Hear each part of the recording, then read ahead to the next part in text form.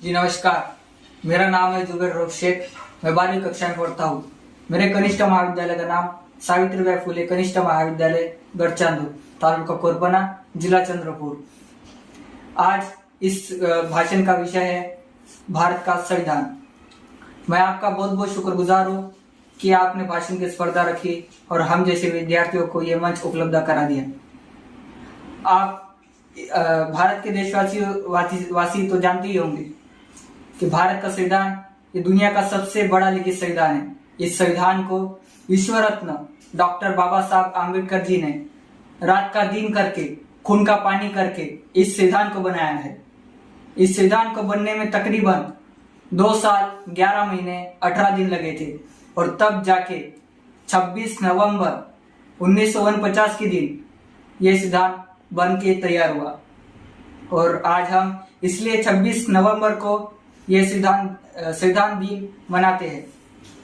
और 26 जनवरी 1950 के दिन ये संविधान भारत में लागू किया गया और भारत की जनता को सही मायने में आजादी का अधिकार मिला। आज 75 साल पूरे होने पर हम आजादी का अमृत महोत्सव मना रहे हैं। उसकी वजह संविधान है, क्योंकि भारत का संविधान भारत के धर्मों को, पंथों को, भाषाओं को, जातियों को एक सूत्र में रखा है।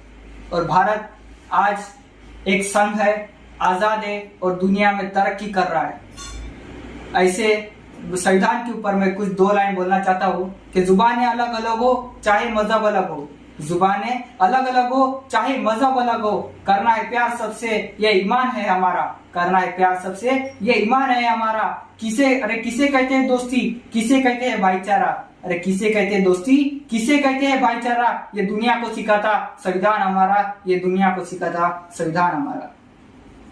हमारे भारत का संविधान स्वतंत्रता, समानता, बंधुता, न्याय और भाईचारे का अधिकार देता है।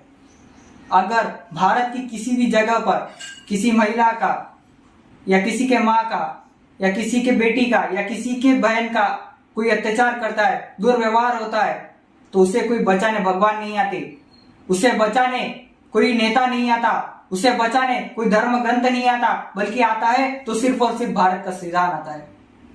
आज आम आदमी को न्याय मिल रहा है, उसकी वजह है संविधान।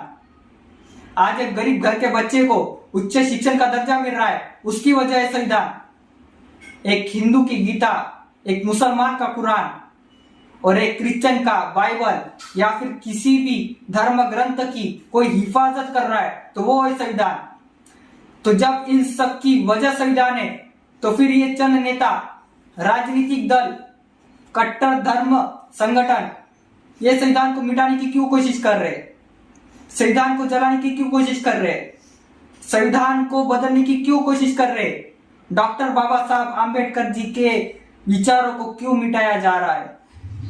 तो मैं भारत की जनता से मैं दिल से गुजारिश करना चाहता हूं कि भारत के संविधान को बचाना है तो हमें, चाहे हिंदू हो, चाहे मुसलमान हो या फिर कोई भी जाति धर्म का हो, हमें सबको एक होना है, एकजुट होना है और सिर्फ एक लक्ष्य रखना है, वो है भारत के संविधान की हिफाजत करना। अगर हम भारत की संविधान की हिफाजत करेंगे तो आज हम आजादी से रहेंगे और आने वाली भी पीढ़ियां आजादी से रहेंगी।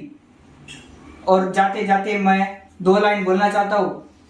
हर कली हर फूल जले पर बाहर ना जले, हर कली हर फूल जले पर बाहर ना जले, हर रग हर नच जले पर जिगर ना जले, हर रग हर नच जले पर जिगर ना जले। अरे जलती है तो जलने दो दुश्मनी, जलती है तो जलने दो दुश्मनी, पर दोस्ती ना जले।